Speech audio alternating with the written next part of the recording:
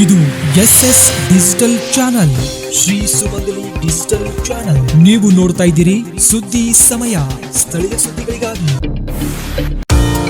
ಸುದ್ದಿ ಸಮಯದ ಪ್ರಾಯೋಜಕರು Mahalakshmi jewellers, gold hub, main road, Kalaburagi ಮತ್ತು ಅರುಜೀವ Kalaburagi. Welcome to Arujiva. Experience holistic wellness through Ayurveda, naturopathy, yoga, dhyan and satsang. A state-of-the-art gym, serene wellness spaces, a refreshing swimming pool, comfortable accommodations and a sprawling 30-acre green farm provides everything you need for your healing. Come, heal and rediscover yourself. Arujiva, where ancient wisdom meets modern wellness.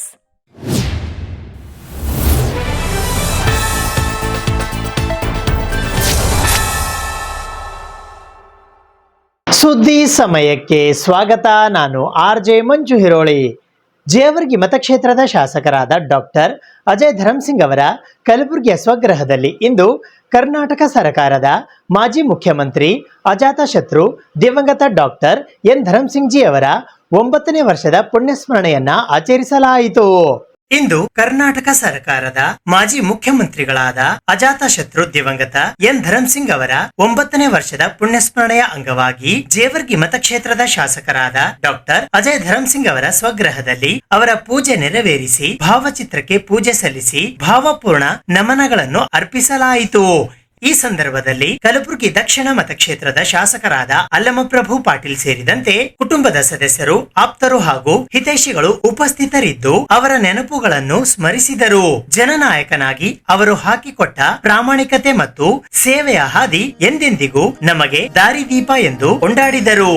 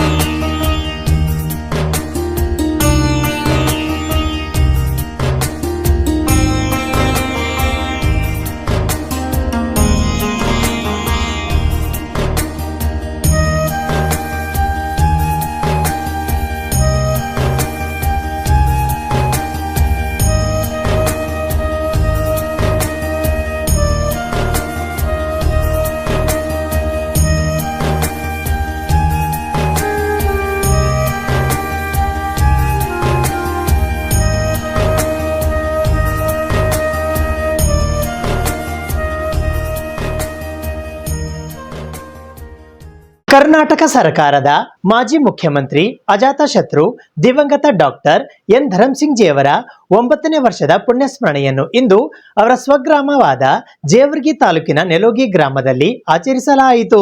Karnataka ಸರ್ಕಾರದ ಮಾಜಿ ಮುಖ್ಯಮಂತ್ರಿಗಳಾದ ದಿವಂಗತ doctor N Dharam Singh G ಅವರ 9ನೆಯ ಪುಣ್ಯಸ್ಮರಣೆಯ ಅಂಗವಾಗಿ ಕಲಬುರಗಿ ಜಿಲ್ಲೆಯ ಜೇವರ್ಗಿ ತಾಲೂಕಿನ ಅವರ ಸ್ವಗ್ರಾಮವಾದ ಹುಟ್ಟೂರು ನೆಲೋಗಿ ಗ್ರಾಮದಲ್ಲಿ ಡಾಕ್ಟರ್ ಎನ್ ಧರ್ಮಸಿಂಗ್ ಜಿ ಅವರ ಪ್ರತಿಮೆಗೆ ಕುಟುಂಬದ ಸದಸ್ಯರೊಂದಿಗೆ ಪೂಜೆ ಮಾಡಿ ಜೇವರ್ಗಿ ಮತಕ್ಷೇತ್ರದ ಶಾಸಕರಾದ ಡಾಕ್ಟರ್ ಅಜಯ್ ಧರ್ಮಸಿಂಗ್ ಅವರು ಪುಷ್ಪ ನಮನ ಸಲ್ಲಿಸಿದರು.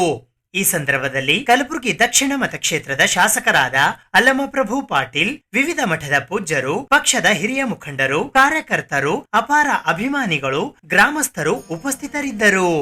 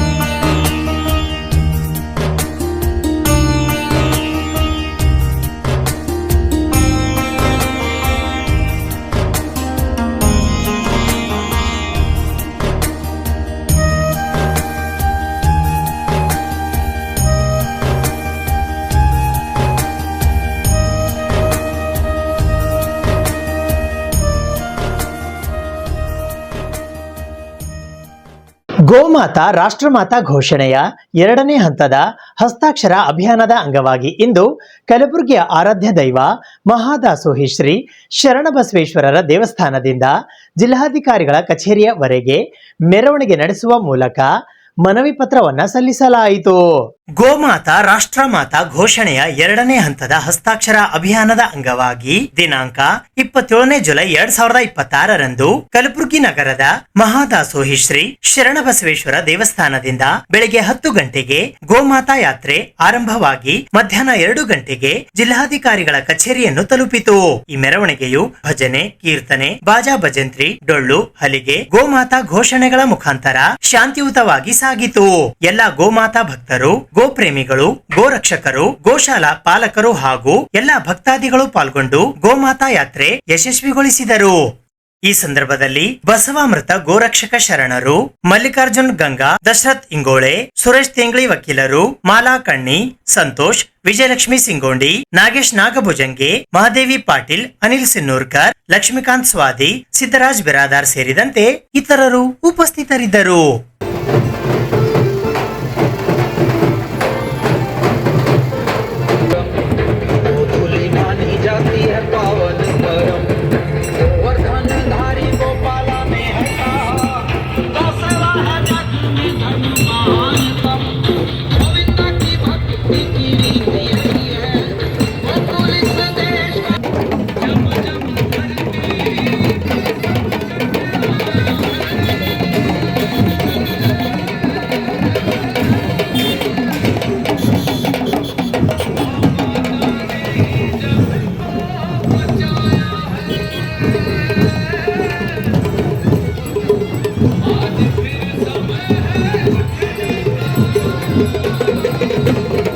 ಗೋಮಾತಾ ರಾಷ್ಟ್ರಮಾತಾ ಅಭಿಯಾನವು ಇಡೀ ರಾಷ್ಟ್ರಾದ್ಯಂತ 780 ಜಿಲ್ಲೆಗಳ ಮುಖಾಂತರ ಜುಲೈ 27ರಂದು ಏಕಕಾಲಕ್ಕೆ ನಡೆಯುತ್ತಿದ್ದು, ಈ ಗೋಮಾತಾ ರಾಷ್ಟ್ರಮಾತಾ ಅಭಿಯಾನವು ಕಲಬುರಗಿಯ ಶರಣಬಸವೇಶ್ವರ ದೇವಸ್ಥಾನದಿಂದ ಅದ್ದೂರಿಯಾಗಿ ಆರಂಭವಾಗಿ ಇನ್ನು ಜಿಲ್ಲಾಧಿಕಾರಿ ಕಚೇರಿಗೆ ತಲುಪಿ ಪ್ರಧಾನಮಂತ್ರಿ, ರಾಷ್ಟ್ರಪತಿ, ರಾಜ್ಯಪಾಲ ಮತ್ತು ಮುಖ್ಯಮಂತ್ರಿಗಳಿಗೆ ಮನವಿ ಕೊಡ್ತಕ್ಕಂಥದ್ದಿದೆ.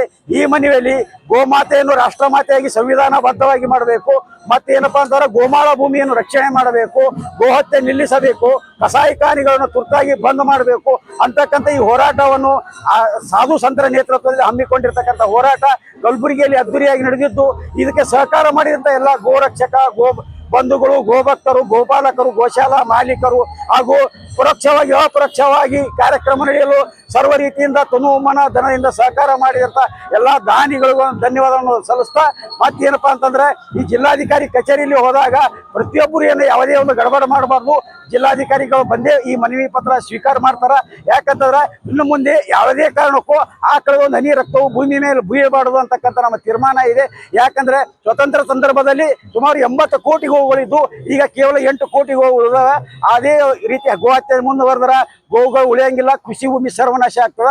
ಕೃಷಿ ಭೂಮಿ ಉಳಿಬೇಕಾದ್ರ ಗೋವುಗಳು ಬೇಕು. ಪ್ರಧಾನಮಂತ್ರಿಗಳಲ್ಲಿ ಇಷ್ಟೇ ಮನವಿ, ಗೋಮಾತಾ ರಾಷ್ಟ್ರಮಾತಾ ಆದಷ್ಟು ಬೇಗ ಸಂವಿಧಾನಬದ್ಧವಾಗಿ ಘೋಷಣೆ ಮಾಡಬೇಕಂತ ವಿನಂತಿ. ಕಲ್ಯಾಣ ಕರ್ನಾಟಕ ಬರಪೀಡಿತ ಎಂದು ಘೋಷಣೆ ಮಾಡಿ ಕೂಡಲೇ ಬೆಳೆ ವಿಮೆ ಬಿಡುಗಡೆಗೆ ಆಗ್ರಹಿಸಿ republican party of India Athawale Kalaburagi ಜಿಲ್ಲಾ ಘಟಕದ ವತಿಯಿಂದ ಇಂದು ಕಲಬುರಗಿ ನಗರದ ಜಿಲ್ಲಾಧಿಕಾರಿಗಳ ಕಚೇರಿಯ ಎದುರು ಪ್ರತಿಭಟನೆ ನಡೆಸುವ ಮೂಲಕ ಮುಖ್ಯಮಂತ್ರಿ ಡಿಕೆ ಶಿವಕುಮಾರ್ ಅವರಿಗೆ ಮನವಿ ಪತ್ರವನ್ನ ಸಲ್ಲಿಸಲಾಯಿತು. ಕಲ್ಯಾಣ ಕರ್ನಾಟಕ ಬರಪೀಡಿತ ಪ್ರದೇಶವೆಂದು ಘೋಷಿಸಿ ಕೂಡಲೇ ಬೆಳೆ ವಿಮೆ ಬಿಡುಗಡೆ ಮಾಡುವಂತೆ ಆಗ್ರಹಿಸಿ republican party of India Athawale Kalaburagi ಜಿಲ್ಲಾ ಘಟಕದ ವತಿಯಿಂದ ಇಂದು ಕಲಬುರಗಿ ನಗರದ ಜಿಲ್ಲಾಧಿಕಾರಿಗಳ ಕಚೇರಿಯ ಎದುರು ಪ್ರತಿಭಟನೆ ನಡೆಸುವ ಮೂಲಕ ಜಿಲ್ಲಾಧಿಕಾರಿಗಳ ಮುಖಾಂತರ ಮುಖ್ಯಮಂತ್ರಿ ಡಿಕೆ ಶಿವಕುಮಾರ್ ಅವರಿಗೆ ಮನವಿ ಪತ್ರವನ್ನ ಸಲ್ಲಿಸಲಾಯಿತು. ಈ ಸಂದರ್ಭದಲ್ಲಿ ದಕ್ಷಿಣ ಭಾರತ ಪ್ರಧಾನ ಕಾರ್ಯದರ್ಶಿ ಎಬಿ ಹೊಸಮನಿ, ಜಿಲ್ಲಾಧ್ಯಕ್ಷರಾದ ಮಲ್ಲಿಕಾರ್ಜುನ್ ಬಾವಿಕಟ್ಟಿ, ಜಿಲ್ಲಾ ಪ್ರಧಾನ ಕಾರ್ಯದರ್ಶಿ ಸತೀಶ್ ಮಾಲೆ, ನಗರ ಅಧ್ಯಕ್ಷರಾದ ದಿನೇಶ್ ಔರಾದ್ಕರ್, ಜೇವರ್ಗಿ ತಾಲೂಕಾ ಅಧ್ಯಕ್ಷರಾದ ಭೀಮಾಶಂಕರ್ ಕಟ್ಟಿ ಸಂಗಾವಿ, ಜಿಲ್ಲಾ ಕಾರ್ಯಾಧ್ಯಕ್ಷರಾದ ಮಲ್ಲೇಶಿ ಎಸ್ ಹೊನಗುಂಟಿಕರ್ ಸೇರಿದಂತೆ ಇತರರು ಉಪಸ್ಥಿತರಿದ್ದರು.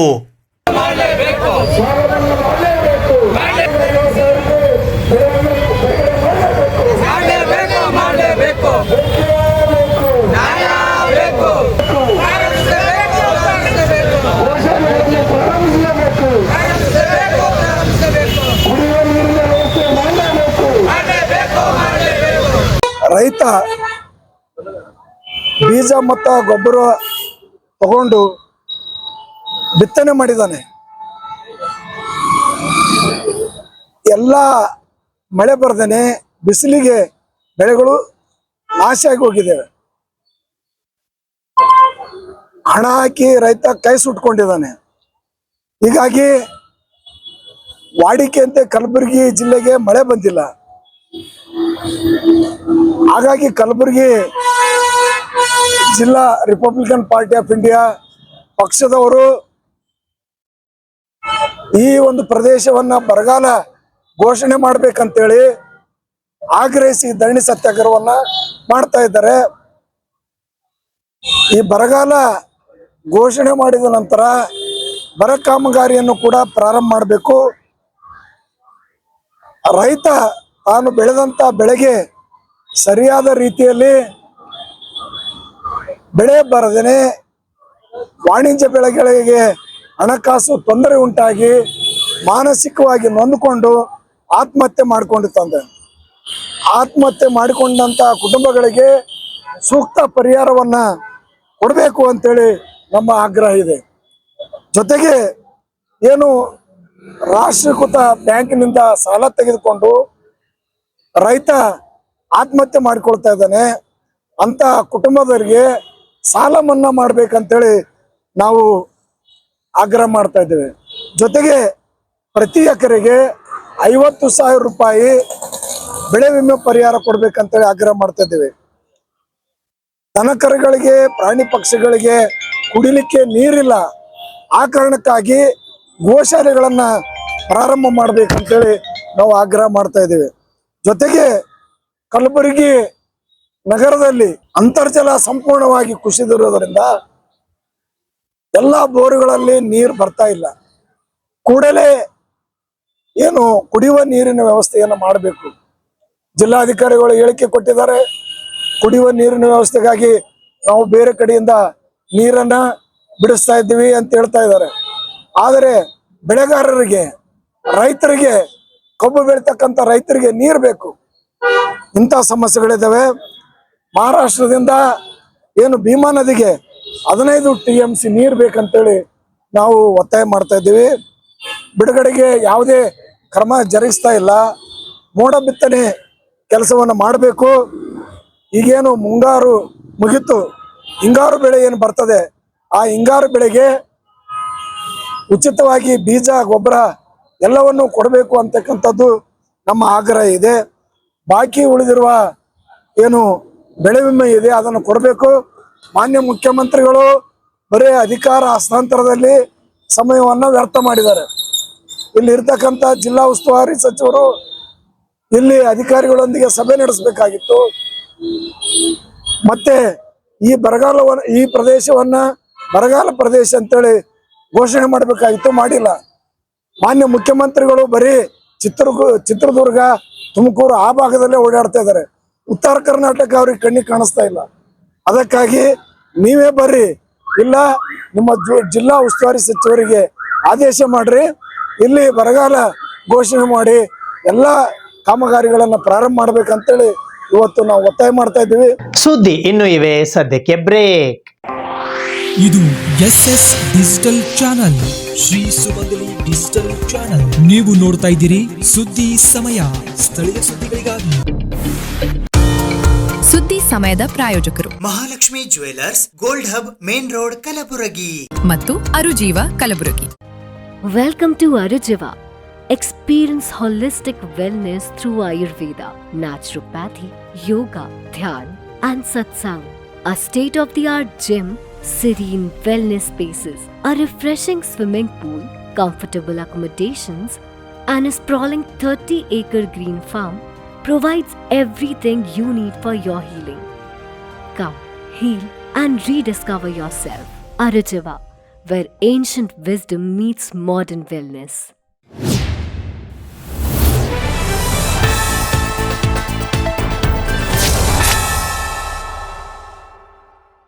ಕಲಬುರಗಿ ಜಿಲ್ಲೆಯನ್ನು ಬರಪೀಡಿತ ಎಂದು ಘೋಷಿಸಿ ಕೂಡಲೇ ಬರ ಕಾಮಗಾರಿ ಪ್ರಾರಂಭಿಸುವಂತೆ ಆಗ್ರಹಿಸಿ ಭಾರತ್ ಕಮ್ಯುನಿಸ್ಟ್ ಪಕ್ಷ ಕಲಬುರಗಿ ಯಾದಗಿರಿ ಜಿಲ್ಲಾ ಮಂಡಳಿಯ ವತಿಯಿಂದ ಇಂದು ಕಲಬುರಗಿ ನಗರದ ಜಿಲ್ಲಾಧಿಕಾರಿಗಳ ಕಚೇರಿಯ ಎದುರು ಪ್ರತಿಭಟನೆ ನಡೆಸಲಾಯಿತು. ಕಲಬುರಗಿ ಜಿಲ್ಲೆಯನ್ನು ಬರಗಾಲ ಪೀಡಿತ ಎಂದು ಘೋಷಣೆ ಮಾಡಿ ಬರ ಕಾಮಗಾರಿಗಳನ್ನು ಪ್ರಾರಂಭಿಸಬೇಕು ಎಂದು ಆಗ್ರಹಿಸಿ ಭಾರತ್ ಕಮ್ಯುನಿಸ್ಟ್ ಪಕ್ಷ ಕಲಬುರಗಿ ಯಾದಗಿರಿ ಜಿಲ್ಲಾ ಮಂಡಳಿಯ ವತಿಯಿಂದ ಇಂದು ಕಲಬುರಗಿ ನಗರದ ಜಿಲ್ಲಾಧಿಕಾರಿಗಳ ಕಚೇರಿಯ ಎದುರು ಪ್ರತಿಭಟನೆ ನಡೆಸಲಾಯಿತು. ಈ ಪ್ರತಿಭಟನೆಯಲ್ಲಿ ಜಿಲ್ಲಾ ಕಾರ್ಯದರ್ಶಿ ಡಾಕ್ಟರ್ ಮಹೇಶ್ ಕುಮಾರ್ ರಾಠೋಡ್, ರಾಜ್ಯ ಮಂಡಳಿಯ ಸದಸ್ಯರಾದ ಸಿದ್ದಪ್ಪ ಪಾಲ್ಕಿ, ಸಹ ಕಾರ್ಯದರ್ಶಿ ಪ್ರಭುದೇವ್ ಎಳಸಂಗಿ, ಭೀಮಾಶಂಕರ್ ಮಾಡಿಯಾಳ್, ಹಿರಿಯ ಮುಖಂಡರಾದ ಎಚ್.ಎಸ್. ಪತಕಿ, ಯಡ್ರಾಮಿ ತಾಲೂಕಾ ಕಾರ್ಯದರ್ಶಿ ಭೀಮರಾಯ ಮುದಬಸಪ್ಪ ಗೋಳ್, ಕಾರ್ಯದರ್ಶಿ ಮಂಡಳಿಯ ಸದಸ್ಯರಾದ ಶಿವಲಿಂಗಮ್ಮ ಲೆಂಗಟಿಕರ್, ಮಲ್ಲಿಕಾರ್ಜುನ್ ಕೆಲ್ಲೂರ್ ಸೇರಿದಂತೆ ಇತರರು ಉಪಸ್ಥಿತರಿದ್ದರು.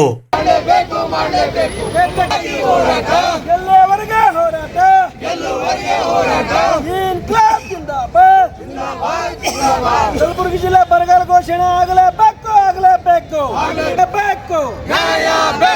ಬರಗಾಲ ಕಾಮಗಾರಿ ಪ್ರಾರಂಭ ಮಾಡಲೇಬೇಕು. ಇವತ್ತು ಭಾರತ ಕಮ್ಯುನಿಸ್ಟ್ ಪಕ್ಷ ಕಲಬುರಗಿ ಜಿಲ್ಲಾ ಮಂಡಳಿ ವತಿಯಿಂದ ಕಲಬುರಗಿ ಜಿಲ್ಲೆಯನ್ನ ಬರಗಾಲ ಪೀಡಿತ ಜಿಲ್ಲೆಯನ್ನಾಗಿ ಘೋಷಣೆ ಮಾಡಬೇಕು ಅಂತೇಳಿ ನಾವು ಒತ್ತಾಯಿಸಿ ಜಿಲ್ಲಾಧಿಕಾರಿಗಳಿಗೆ ಮನವಿ ಪತ್ರ ಕೊಡ್ತಾ ಇದ್ದೀವಿ. ಈಗಾಗಲೇ 2 ತಿಂಗಳು ಮಳೆಗಾಲ ಕಳೆದ್ರು ಕೂಡ ಸರಿಯಾದಂತ ಮಳೆ ಬರ್ದೇನೆ ರೈತರು ಅತ್ಯಂತ ಸಂಕಷ್ಟದಲ್ಲಿದ್ದಾರೆ. 1 ಸರ್ತಿ 2 ಸರ್ತಿ ಬಿತ್ತಿದ್ದನ್ನು ಕೂಡ ಹರಗಿರ್ತಕ್ಕಂಥ ಪರಿಸ್ಥಿತಿ ನಿರ್ಮಾಣ ಆಗಿದೆ. ಹಾಗಾಗಿ ರೈತರನ್ನು ಸಂಪೂರ್ಣ ಸಾಲದಲ್ಲಿ ಸಿಗಿಬಿಟ್ಟಿದ್ದಾರೆ. ಆ ಕಾರಣಕ್ಕಾಗಿ ರೈತರ ಸಂಪೂರ್ಣ ಸಾಲ ಮನ್ನಾ ಮಾಡಬೇಕು. ಆಮೇಲೆ ಬೆಳೆ ವಿಮೆ ಏನು ಮಾಡಿದ್ದಾರೆ, ಬೆಳೆ ವಿಮೆನ ಅವರಿಗೆ ಒದಗಿಸ್ಲಿಕ್ಕೆ ಕೊಡಬೇಕು.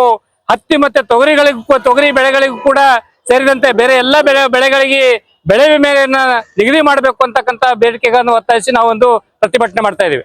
ಬರೇ ರೈತರಿಗಲ್ಲ, ಇವತ್ತು ಕೃಷಿಯನ್ನು ನಂಬಿರ್ತಕ್ಕಂಥ ಕೃಷಿ ಕೂಲಿಕಾರರು, ಜನಸಾಮಾನ್ಯರು ಅತ್ಯಂತ ಸಂಕಷ್ಟದಲ್ಲಿದ್ದಾರೆ.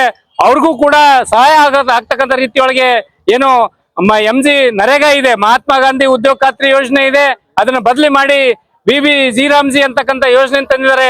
ಅದರಡಿ ಒಳಗೆ ಕೆಲಸಗಳನ್ನ ಪ್ರಾರಂಭ ಮಾಡಬೇಕು ಅಂತಕ್ಕಂಥ ಒತ್ತಾಯವನ್ನ ಈ ಸಂದರ್ಭದಲ್ಲಿ ನಾವು ಮಾಡ್ತಾ ಇದ್ದೇವೆ.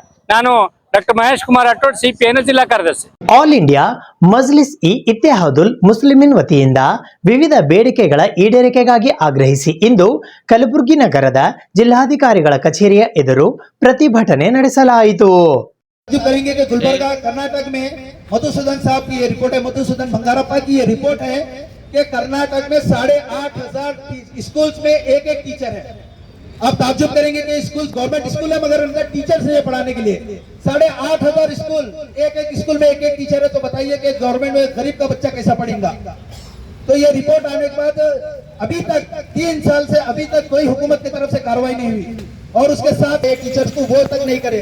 तो ये हुकूमत पूरी लापरवाह हुकूमत है। तो हम लोग हुकूमत से ये डिमांड कर रहे हैं कि प्राइवेट स्कूल के ऊपर एक लगाम लगाया जाए। सबकी फीस एक तरह होनी चाहिए। प्राइवेट स्कूल में जो बिल्डिंग फंड और डोनेशन के नाम पर लूट मारी चल रही है उसके ऊपर इन्वेस्टिगेशन होना चाहिए। सबसे पता नहीं DDP कौन है, फोन करे तो उठाता भी नहीं यहाँ का DDP। तो ये मीडिया वाले तमाम डिपार्टमेंट और हम लोगों का फर्ज बनता कि हम हमारे बच्चों की शिक्षा के लिए लड़े और आपसे यही उम्मीद कर रहे हैं कि आप लोग हमारा साथ देंगे और इस प्रोटेस्ट को सक्सेस करने में हमारी मदद। आज ऑल इंडिया मजलिस इत्तेहादुल मुस्लिमीन की तरफ से एक कोर कमेटी की तरफ से आज यहाँ पर विधानसभा में प्रोटेस्ट रखा गया था। प्रोटेस्ट का एजेंडा बहुत क्लियर है, फेलियर एजुकेशन सिस्टम को हुकूमत और पब्लिक के सामने लाने के लिए। तो आज ये जो प्रोटेस्ट है हमारा, जिसमें देखिए हम बोलते हैं कि जंतर मंतर का जो प्रोटेस्ट हुआ, प्रोटेस्टर के ऊपर जो अटैक हुआ, ऑफ कोर्स उसको हम कंडेम करते हैं, मगर ऑन द अदर हैंड हम लोगों को ये भी सोचना है कि करना हिंदुस्तान के स्टेट में किस तरीके की हालत चल रही है। यहाँ पर लोगों के पास पढ़ाने के लिए पैसे नहीं है, गरीबी मुस्तैकी चल रही। गवर्नमेंट की तरफ से पूरे हिंदुस्तान में 95,000 स्कूल्स को बंद किया गया। कर्नाटक में 100 से ज्यादा स्कूलों को बंद किया गया, मतलब लगभग 800-900 स्कूल कर्नाटक में बंद किया गया। और कर्नाटक में रूरल पंचायत की रिपोर्ट के हिसाब से 11,000 बच्चे स्कूल छोड़े। गुलबर्गा में 11,000 स्कूल बच्चे छोड़े। कर्नाटक में 8,500 ऐसे स्कूल है जहां पर ये तक नहीं है, टीचर्स की अवेलेबिलिटी नहीं है यहाँ पर। तो ऐसे कई सारी चीजें चल रहे हैं। और मैं देखा कि जो बीजेपी का जो मिनिस्टर है, यूनियन मिनिस्टर जो रिजाइन करा, उसके ऊपर यहाँ पर कांग्रेस के लोग प्रोग्राम कर रहे, जलसा बना रहे, खुशियां मना रहे। ये इतनी बेशर्मी की बात है कि गुलबर्गा में इतनी बुरी हालत चल रही है एजुकेशन सिस्टम की, गवर्नमेंट स्कूल की छत कभी भी गिर सकता, बच्चों को टॉयलेट की फैसिलिटी नहीं है। ऐसे कई सारी चीजें हैं जहां पर ये है, मगर ये लोग है ना खुशियां मना रहे कौन रिजाइन दे रहा। तो हमारा ये डिमांड है कि कर्नाटक का एजुकेशन मिनिस्टर कब रिजाइन देता।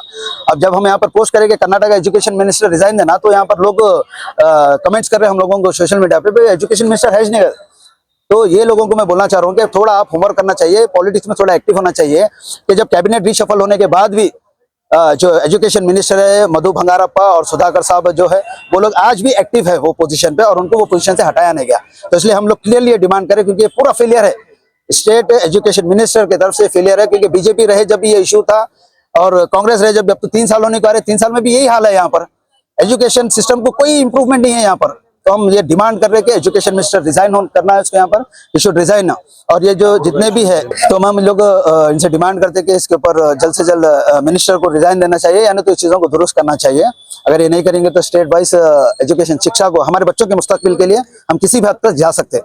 स्टेट का पूरे हिंदुस्तान को जा सकते हैं, तो स्टेट क्या चीज़ है। तो स्टेट में भी हम लोग ये आंदोलन मजलिस की तरफ से आंदोलन करेंगे, और शिक्षा जब तक दुरुस्त रहेंगे हम लड़ते रहेंगे। ಜುಲೈ 29ರಂದು ಕಲಬುರಗಿ ನಗರದ ಸೂಪರ್ ಮಾರ್ಕೆಟ್ನಲ್ಲಿ ಇರುವ ಚೇಂಬರ್ ಆಫ್ ಕಾಮರ್ಸ್ ಸಭಾಂಗಣದಲ್ಲಿ ಕಲ್ಯಾಣ ಕರ್ನಾಟಕ ಹೋರಾಟ ಸಮಿತಿ ಕಲಬುರಗಿಯ ವತಿಯಿಂದ ದಿವಂಗತ ವೈಜನಾಥ್ ಪಾಟೀಲ್ ರವರ ಜನ್ಮ ದಿನದ ನಿಮಿತ್ತವಾಗಿ 371 ಪೂರ್ಣಾನುಷ್ಠಾನದ ಕುರಿತು ಚಿಂತನ ಸಭೆ ಹಮ್ಮಿಕೊಳ್ಳಲಾಗಿದೆ. ಹೈದರಾಬಾದ್ ಕರ್ನಾಟಕ ಹೋರಾಟ ಸಮಿತಿ ಕಲಬುರಗಿಯ ವತಿಯಿಂದ ವೈಜನಾಥ್ ಪಾಟೀಲರ ಜನ್ಮದಿನದ ನಿಮಿತ್ತ 371 ಪೂರ್ಣಾನುಷ್ಠಾನದ ಕುರಿತು ಚಿಂತನ ಸಭೆಯು ದಿನಾಂಕ 29 ಜುಲೈ 2026 ಬುಧವಾರದಂದು ಬೆಳಗ್ಗೆ 11 ಗಂಟೆಗೆ ಕಲಬುರಗಿ ನಗರದ ಸೂಪರ್ ಮಾರ್ಕೆಟ್ನಲ್ಲಿ ಇರುವ ಕಲ್ಯಾಣ ಕರ್ನಾಟಕ ವಾಣಿಜ್ಯ ಮತ್ತು ಕೈಗಾರಿಕಾ ಸಂಸ್ಥೆಯಲ್ಲಿ ಹಮ್ಮಿಕೊಳ್ಳಲಾಗಿದೆ ಎಂದು ಪತ್ರಿಕಾಗೋಷ್ಠಿಯ ಮೂಲಕ ಇಂದು ಮಾಹಿತಿ ನೀಡಲಾಯಿತು. ಈ ಪತ್ರಿಕಾಗೋಷ್ಠಿಯಲ್ಲಿ ಹೈದರಾಬಾದ್ ಕರ್ನಾಟಕ ಹೋರಾಟ ಸಮಿತಿಯ ಅಧ್ಯಕ್ಷರಾದ ಚಂದ್ರಶೇಖರ್ ಹರ್ಸೂರ್, ಗೌತಮ್ ವೈಜನಾಥ್ ಪಾಟೀಲ್, ಶರಣು ಪಪ್ಪ, ಉಪೇಂದ್ರ ಪಾಟೀಲ್, ರಾಜೇಂದ್ರ ಕರೇಕಲ್, ಗಂಗಾಧರ್ ಕುಷ್ಟಗಿ, ಮಲ್ಲಿನಾಥ್ ಕಾಳಗಿ, ಓಂ ಪ್ರಕಾಶ್ ಹೆಬ್ಬಾಳ್, ಸದ್ದಾಂ ಒಜ್ಜರಗ, ರವಿರಾಜ್ ಕೊರವಿ ಸೇರಿದಂತೆ ಇತರರು ಉಪಸ್ಥಿತರಿದ್ದರು. ಪಾಟೀಲ್ ನೇತೃತ್ವದಲ್ಲಿ ಹೋರಾಟವನ್ನು ಆರಂಭವಾಯಿತು. ಅಂದು ನಿರಂತರವಾಗಿ ಸುಮಾರು 2 ದಶಕಗಳ ಕಾಲ ಎಲ್ಲ ಇಲ್ಲಿ ನಮ್ಮ ಮಹನೀಯರಿದ್ದಾಗ ಇಡೀ ಹೈದರಾಬಾದ್ ಕರ್ನಾಟಕ ಜನ ಸಪೋರ್ಟ್ ಮಾಡಿ ಸಲುವಾಗಿ ಇಡೀ ಒಂದು ಸಂವಿಧಾನ ಬದಲಾವಣೆ ಮಾಡಿಸ್ತಕ್ಕಂಥ ಶಕ್ತಿ ವೈಜನಾಥ್ ಪಾಟೀಲ್ ಕೊಟ್ಟರು. ಈ ಜನ ಇಲ್ಲಿವರೆಗೂ ಈಗ ಇಂಪ್ಲಿಮೆಂಟೇಷನ್ ಎಷ್ಟರ ಮಟ್ಟಿಗೆ ಆಗಬೇಕಾಗಿತ್ತು ಅದು ಆಗಿಲ್ಲ ಅನ್ನೋದು ಎಲ್ಲರಿಗೂ ಹೊರಗಿದೆ. ಅದಕ್ಕೆ ದಯವಿಟ್ಟು ಇದನ್ನು 2013ರಲ್ಲಿ ಒಂದು ರಾಷ್ಟ್ರಪತಿ ಅಂಕಿತ ಬಿತ್ತು. ಆದರೆ ಇಲ್ಲಿವರೆಗೂ ನಾವೇನು ಅಂದುಕೊಂಡಿದ್ದೇವೆ ಎಲ್ಲರೂ ನಿರೀಕ್ಷೆ ಇತ್ತು, ಬರೀ ಓನ್ಲಿ ನಮ್ಗೆ ಸ್ಟಡೀಸಲ್ಲಿ ಎಜುಕೇಷನ್ದಲ್ಲಿ ಸಿಗ್ತಾ ಇದೆ, ಬಟ್ ಬೇರೆ ಜಾಬ್ಗಳಲ್ಲಿ ಬೇರೆ ಬೇರೆ ಸೌಲಭ್ಯಗಳು ಸಿಗ್ತಾ ಇಲ್ಲ. ಇವತ್ತಿನ ಈ ಒಂದು ಮುಖ್ಯ ಉದ್ದೇಶ ಏನಂದರೆ 371 ಯಾವ ರೀತಿಯಿಂದ ಒಂದು ಅನುಷ್ಠಾನಕ್ಕೆ ಬಂತು, ಇದರ ಹಿಂದೆ ಯಾರ್ಯಾರ ಹೋರಾಟ ಯಾರ್ಯಾರ ಒಂದು ಶ್ರಮ ಇದೆ ಅಂತ ತಮಗೆಲ್ಲರಿಗೂ ಗೊತ್ತಿದೆ. ಇದಕ್ಕೆ ಮುಖ್ಯವಾಗಿ ಇದನ್ನು ಗುರುತಿಸಿ ಇದಕ್ಕೆ ಹುಟ್ಟಿಸಿ ಇದಕ್ಕೆ ಒಂದು ರೂಪ ತರಲಿಕ್ಕೆ ಕಾರಣವಾದಂಥ ನಮ್ಮ ಹಿರಿಯರು ಹಾಗೂ ಈ ಕಲ್ಯಾಣ ಕರ್ನಾಟಕ ಅಂದರೆ ಹೈದರಾಬಾದ್ ಕರ್ನಾಟಕ ಹೋರಾಟ ಸಮಿತಿಯ ನಮ್ಮ ಅಧ್ಯಕ್ಷರಾದಂಥ ಶ್ರೀ ವೈಜನಾಥ್ ಪಾಟೀಲ್ ಅವರಿಗೆ ಈ ಶ್ರೇಯಸ್ಸು ಹೋಗುತ್ತೆ. ಅವರ ಒಂದು ಏನು ಶ್ರಮದಿಂದ ನಮ್ಮ ಭಾಗದ ಈ ಒಂದು ಕಲ್ಯಾಣ ಕರ್ನಾಟಕದ ಜನತೆಗೆ ಇವತ್ತಿನ ದಿವಸ ಎಜುಕೇಷನ್ ಆಗಿರ್ಬೋದು, ಕೆಲವೊಂದು ಕ್ಷೇತ್ರದಲ್ಲಿ ಮೆಡಿಕಲ್ ಸೀಟ್ಸ್ ಆಗಿರ್ಬೋದು, ಇಂಜಿನಿಯರಿಂಗ್ ಸೀಟ್ಸ್ ಆಗಿರ್ಬೋದು, ಇದರಲ್ಲಿ ಸಾಕಷ್ಟು ಒಂದು ಒಳ್ಳೆಯ ರೀತಿಯಿಂದ ಸ್ಪಂದನೆ ಸಿಕ್ಕು ಇವತ್ತಿನ ನಮ್ಮ ಭಾಗದ ವಿದ್ಯಾರ್ಥಿಗಳು ಒಂದು ಹೆಜ್ಜೆ ಮುಂದೆ ಹೋಗ್ತಾ ಇದ್ದಾರೆ. ಆದರೆ ಈ 371 ಪೂರ್ಣ ಅನುಷ್ಠಾನ ಆಗಿಲ್ಲ ಅಂತಂಬೋದ್ರ ಬಗ್ಗೆ ನಮಗೊಂದು ಕಳಕಳಿಯ ಒಂದು ಸಂಗತಿ. ಯಾಕಂದರೆ ನಾವು ಈ 371 ಇವತ್ತು ವಿದರ್ಭ ಮಾದರಿಯಲ್ಲಾಗಿರ್ಬೋದು, ಬೇರೆ ಒಂದು 371 ಒಂದು ಮಾದರಿಯಲ್ಲಿ ಯಾವ ರೀತಿಯ ಒಂದು ಅನುಷ್ಠಾನಗಳು ಆಗಬೇಕಿತ್ತು ಪೂರ್ಣ ರೂಪದಲ್ಲಿ ಆಗದಿಲ್ಲ. ಈ ಒಂದು ಅನುಷ್ಠಾನ ಆಗಬೇಕು, ಎಲ್ಲ ಪೂರ್ಣಾನುಷ್ಠಾನ ಆಗಬೇಕೆಂಬ ಒಂದು ಉದ್ದೇಶದಿಂದ ನಾವು ಬರುವ 29ನೇ ತಾರೀಕಿನ ದಿವಸ ನಾವು ನಮ್ಮ ನಾಯಕರಾದಂಥ ಶ್ರೀ ವೈಜನಾಥ್ ಪಾಟೀಲ್ ಅವರ ಜನ್ಮದಿನದ ಅಂಗವಾಗಿ ನಾವು ಪೂರ್ಣಾನುಷ್ಠಾನ ಕುರಿತು ಚಿಂತನಾ ಸಭೆಯನ್ನು ಚೇಂಬರ್ ಆಫ್ ಕಾಮರ್ಸ್ನ ಸಭಾಂಗಣದಲ್ಲಿ SROG ಸಭಾಂಗಣದಲ್ಲಿ ನಾವು ಏರ್ಪಡಿಸಿದ್ದೇವೆ. ಸೊ ಈ ಒಂದು ಮಹತ್ವದ ಒಂದು ಏನು ಸಭೆಗೆ ಕಲಬುರಗಿ ನಗರದ ಎಲ್ಲ ನಮ್ಮ ಕಲ್ಯಾಣ ಕರ್ನಾಟಕದ ಇವತ್ತಿನ ದಿವಸ ಯೂತ್ ಆಗಿರ್ಬೋದು, ಇವತ್ತಿನ ದಿವಸ ನಮ್ಮ ಹಿರಿಯರಾಗಿರ್ಬೋದು, ಈ ಒಂದು ಸಭೆ ಹೋರಾಟದ ಪ್ರಮುಖ ರೂವಾರಿ ಹಾಗೂ ಪ್ರೇರಣಾ ಶಕ್ತಿಯ ಶ್ರೀ ವೈಜನಾಥ್ ಪಾಟೀಲ್ ಅವರ ಜನ್ಮದಿನ ಜುಲೈ 29ಕ್ಕೆ ನಡೆಯುವ ಸಂದರ್ಭದಲ್ಲಿ ತಾವೆಲ್ಲರೂ ಹಾಜರಾಗಬೇಕಂತ ನಾನು ಕೇಳ್ಕೊಳ್ತಾ ಇದ್ದೀನಿ. ಈ ಒಂದು ಸಭೆಯಲ್ಲಿ ಸಾಕಷ್ಟು ಒಂದು ಇದು ಜೆ 350 ಜೆ ಏನೇನು ಆಗ್ಬೇಕನ್ನೋದ್ರ ಬಗ್ಗೆ ಅನುಷ್ಠಾನಗಳಾಗಬೇಕಾದ್ರ ಬಗ್ಗೆ ನಾವು ಅಲ್ಲಿ ಚರ್ಚೆ ಚಿಂತನೆ ಮಂಥನ ರೂಪದಲ್ಲಿ ನಾವು ನಡೆಸುತ್ತೇವೆ. ವೈಜನಾಥ್ ಪಾಟೀಲ್ ಅಂತ ಹೇಳಿದ್ರೆ 371 ಜೆ ಅಂದರೆ ವೈಜನಾಥ್ ಪಾಟೀಲ್ ಅಂತ. ನಾನು ಅವರು ತುಂಬ ವರ್ಷಗಳಿಂದ ತೆಲುಗು ಗಂಗಾ ವಿರುದ್ಧ ಹೋರಾಟ ಆ ಕಾಲದಿಂದನೂ ಏನಪ್ಪ ಅಂದ್ರೆ ನಮ್ಮ ನೀರಾವರಿ ಏನಾಗ್ತಾ ಇದೆ ಅಂತಕ್ಕಂಥ ಮತ್ತು ಕ್ರೆಸ್ಟ್ ಗೇಟ್ ಹೋರಾಟ ಅವೆಲ್ಲದರಲ್ಲಿ ನಾನು ಪಾಲ್ಗೊಂಡು ಅವ್ರ ಜೊತೆಗೆ ಕೂಡಿ ಹೋರಾಟ ಮಾಡಿರ್ತಕ್ಕಂಥ ಅನುಭವ ನನಗಿದೆ. ಮತ್ತು ನನ್ನನ್ನು ರಾಜ್ಯ ಕಾರ್ಯದರ್ಶಿ ಅಂತಲೂ ಸಹಿತ ಅವರು ಏನಪ್ಪ ಅಂದ್ರೆ ಮಾಡಿದರು. ಹಾಗಾಗಿ ಅವರು ಅಧ್ಯಕ್ಷರಿದ್ದರು. ನಾವು ಹಲವಾರು ಹೋರಾಟಗಳಲ್ಲಿ ಯಾವ್ಯಾವ ರೀತಿಯಲ್ಲಿ ಅಂತ ಹೇಳ್ತಕ್ಕಂಥದ್ದು ಏನೇನು ಆಗಿದೆ ಅಂತಕ್ಕಂಥದ್ದು ನಾಳೆ ಅವತ್ತಿನ ಅವರ ಒಂದು ಜನ್ಮದಿನದ ಒಂದು ಸ್ಮರಣೆಯ ಸಂದರ್ಭದಲ್ಲಿ ಅದನ್ನೆಲ್ಲ ನಾವೆಲ್ಲ ಒಬ್ರಿಗೊಬ್ಬರು ಚರ್ಚೆ ಮಾಡೋರಿದ್ದೀವಿ. ಇವತ್ತು ಮುಖ್ಯವಾಗಿ ಇವತ್ತು ಕಲ್ಯಾಣ ಕರ್ನಾಟಕ ಅಂತ ಹೇಳ್ತಾ ಇದ್ದಾರೆ, ಆದರೆ ಕಲ್ಯಾಣ ಆಗಿಲ್ಲ ನಮಗೆ. ಅದಕ್ಕಾಗಿ ನಾವು ಇವತ್ತು ಹೈದರಾಬಾದ್ ಕರ್ನಾಟಕ ಅಂತಲೇ ಏನಪ್ಪ ಅಂದ್ರೆ ನಾವು ಹೇಳ್ತಾ ಇದ್ದೀವಿ. ಯಾಕಂದರೆ ವೈಜನಾಥ್ ಪಾಟೀಲರು ಇಟ್ಟ ಹೆಸರದು ಹೈದರಾಬಾದ್ ಕರ್ನಾಟಕ ಅಂಥೇಳಿ. ಆ ಹೋರಾಟ ಹೈದರಾಬಾದ್ ಕರ್ನಾಟಕ ಅಂದರೆ ಅದು ಐತಿಹಾಸಿಕ ಒಂದು ನಮ್ಮ ಕಹಿ ನೆನಪಿನ ಗುರುತು. ಹೈದರಾಬಾದ್ ನಿಜಾಮನ ಒಂದು ಏನಪ್ಪ ಅಂದ್ರೆ ಆಳ್ವಿಕೆ ದುರಾಡಳಿತಕ್ಕೆ ಒಳಗಾಗಿತ್ತು. ಆ ಪರಿಣಾಮವಾಗಿ ನಾವೇನಂತ ಹೇಳಿದ್ರಪ್ಪ ಅಂದ್ರೆ ಅದರ ವಿರುದ್ಧ ಬಂದಿದ್ವಿ, ಅದರ ವಿರುದ್ಧ ಹೋರಾಟ ಮಾಡಿದ್ವಿ ಅಂತಕ್ಕಂಥದ್ದು. ಮೊದಲು ಇಲ್ಲಿ ಯಾರಿಗೂ ಗೊತ್ತಿರಲಿಲ್ಲ ಅಂತ ನನಗೆ ಅನಿಸುತ್ತೆ. ಮೊದಲು ಇದು ಎಲ್ರಿಗೂ ಪರಿಚಯ ಮಾಡಿದಂಥವರೇ ಮಹಾನ್ ವ್ಯಕ್ತಿ ವೈಜನಾಥ್ ಪಾಟೀಲ್ರು ಅಂತೇಳಿ ನಾನು ನೇರವಾಗಿ ಹೇಳಕ್ಕೆ ಬಯಸ್ತಾ ಇದ್ದೀನಿ. ನಂತರ ನಾನು ಇದಕ್ಕೆ ನಾನೇ ಮಾಡಿದೆ ಅಂತಕ್ಕಂಥವ್ರು ಸಾಕಷ್ಟು ಜನ ಹೆಸರು ತಗೊಳ್ಳೋಕ್ಕೆ ಪ್ರಯತ್ನ ಮಾಡಿದಂಥವ್ರು ಇದ್ದಾರೆ. ಆದರೆ ಈ ಭಾಗಕ್ಕೆ ಪರಿಚಯ ಮಾಡಿಕೊಟ್ಟವರು ವೈಜನಾಥ್ ಪಾಟೀಲ್ರು. ಅದು ಯಾವತ್ತೂ ಎಲ್ರಿಗೂ ಗೊತ್ತಿರ್ತಕ್ಕಂಥ ವಿಚಾರ. ಈಗಾಗಲೇ ಹೇಳಿದಂತೆ ಅನೇಕ ಸಾವಿರಾರು ಕೋಟಿ ರೂಪಾಯಿ ಅನುದಾನ ಇವತ್ತು ನಮ್ಮ ಭಾಗಕ್ಕೆ ಬಿಡುಗಡೆಯಾಗಿದೆ. ನಮ್ಮ ಭಾಗ ಅಭಿವೃದ್ಧಿ ಆಗಿಲ್ಲ, ಆದರೆ ನಮ್ಮ ಭಾಗದ ರಾಜಕಾರಣಿಗಳು ಮಾತ್ರ 100% ಅಭಿವೃದ್ಧಿ ಆಗಿದ್ದಾರೆ. ಇದರಲ್ಲಿ ಎರಡು ಮಾತಿಲ್ಲ. ಈಗಾಗಲೇ ಸಾಹೇಬರು ಹೇಳಿದ್ರು ಲೋಕಭವನ್ ಚಲೋ ಮಾಡ್ತೀವಿ ಅಂತಕ್ಕಂಥ ಮಾತು ಇದು 100% ಸತ್ಯವಾದಂಥ ವಿಚಾರ ಅಂತೇಳಿ ನಾನು ಹೇಳಕ್ಕೆ ಬಯಸ್ತಾ ಇದ್ದೇನೆ. ಯಾಕಂತಂದರೆ ಸಾಕಷ್ಟು ಅನುದಾನ ಪ್ರತಿ ವರ್ಷ ಬರ್ತಾನೇ ಇದೆ, ಆದರೆ ಅಭಿವೃದ್ಧಿ ಮಾತ್ರ ಶೂನ್ಯವಾಗಿದೆ. ಹಾಗೆ ವಾಪಸ್ಸು ಹೋಗ್ತಾ ಇದೆ. ಅದೇ ಅದು ಅನುಷ್ಠಾನ ಆಗ್ತಾ ಇಲ್ಲ, ಸುಂಕ ಇಲ್ಲ ಅನ್ನಂಗೆ ಆಗ್ತಾ ಇದೆ. ತಂದೆಯವರ ಜನ್ಮದಿನ ಅಂಗವಾಗಿ ಈ ನಮ್ಮ ಹೈದರಾಬಾದ್ ಕರ್ನಾಟಕ ಭಾಗದ ಇನ್ನು 371 ಕಲಂ ಜಾರಿ ಆಗಿದ ಮೇಲೆ ನಾವು ಕಂಡಿರ್ತಕ್ಕಂಥ ಯಶಸ್ಸು ಮತ್ತು ಯಾವುದು ನಾವು ಆಸೆ ಕಂಡಿದ್ವಿ, ಯಾವ ಹೆಜ್ಜೆ ಇದು ನಾವು ಯಾವ ಹೆಜ್ಜೆ ಮುಟ್ಬೇಕಂದಿದ್ವಿ ಆ ಮುಟ್ಲಕ್ಕಾಗಿಲ್ಲ ಭಾಳಷ್ಟು ಕ್ಷೇತ್ರಗಳಲ್ಲಿ. ಇವತ್ತು ನಾವು ಶೈಕ್ಷಣಿಕವಾಗಿ ಭಾಳಷ್ಟು ನಮ್ಗೆ ರಿಸರ್ವೇಷನ್ ಸಿಕ್ಕು, ಭಾಳಷ್ಟು ವಿದ್ಯಾರ್ಥಿಗಳಿಗೆ ಸೀಟ್ ಸಿಗ್ತಾ ಇದೆ. ಮತ್ತು ಅದೇ ರೀತಿ ಉದ್ಯೋಗಾವಕಾಶದಾಗೂ ಸೀಟ್ ಸಿಗ್ತಾ ಇದೆ. ಆದ್ರೆ ಅಷ್ಟೇ ರೀತಿಯಾಗಿ ನಮ್ಗೆ ಅನ್ಯಾಯನೂ ಆಗ್ತಾಯಿದೆ. ಯಾಕಂದ್ರೆ ನಮ್ಗೆ ಹೈದರಾಬಾದ್ ಕರ್ನಾಟಕ ಬಿಟ್ಟು ಹೊರಗಡೆ 8% ಕೊಡುವಂಥ ಪ್ರಯತ್ನ ಇದೆ, ಇಲ್ಲಿ ತನಕ ಯಾವ ಸರ್ಕಾರವೂ ಮಾಡಿಲ್ಲ.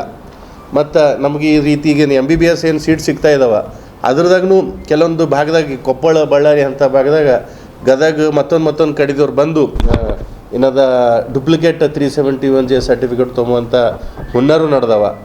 ಆದ್ರೆ ಮತ್ತು ಇವೆರಡರಾಗ ಇದಾದ್ರೆ ನಾವು ಡೆವಲಪ್ಮೆಂಟ್ ವೈಸಾಗ ಯಾಕಂದ್ರೆ 371 ಇಂಪ್ಲಿಮೆಂಟ್ ಆಗಿದ್ದೇ ಶಿಕ್ಷಣ, ಉದ್ಯೋಗ ಮತ್ತು ಅಭಿವೃದ್ಧಿ ಮೂರು ಇಟ್ಕೊಂಡು ಈ 371 ಜೆ ಇಂಪ್ಲಿಮೆಂಟ್ ಆಗಿದ್ರಾಗ ಅವತ್ತಿನ ದಿನ ಈ ಒಂದು ಹೋರಾಟ ಸಮಿತಿ ಮತ್ತು ನಾನು ಸ್ವತಃ ವೈಜನಾಥ್ ಪಾಟೀಲ್ ಸಂಘಟ ಒಂದು 40 ವರ್ಷ ಅವ್ರ ಸಂಘಟ ಜೀವನ ಸಾಗಿದ್ದೇನೆ.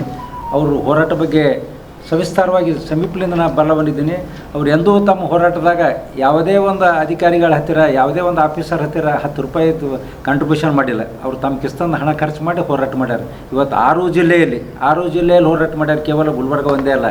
ಅವರು ಸರ್ ಇದೆಲ್ಲ ಹೆಂಗೆ ದುಡ್ಡು ಹೆಂಗೆ ಮಾಡ್ತೀರಿ ಅಂದ್ರೆ, ಇಲ್ಲಪ್ಪ ನಾನು ಸರ್ಕಾರ ಒಂದು 25,000 ಪೆನ್ಷನ್ ಸಿಗ್ತದೆ, ಅದು ನಾ ತೊಗೊಂಡು ಏನು ಮಾಡಲಿ ಅಂಥೇಳಿ ಪೆನ್ಷನ್ ದುಡ್ಡು ಖರ್ಚು ಮಾಡ್ಯಾರ. ತಮ್ಮ ಚಂದಾಪುರದಲ್ಲಿದ್ದಂಥ ಪ್ಲಾಟ್ಗಳನ್ನೂ ಮಾರ್ಯಾರ.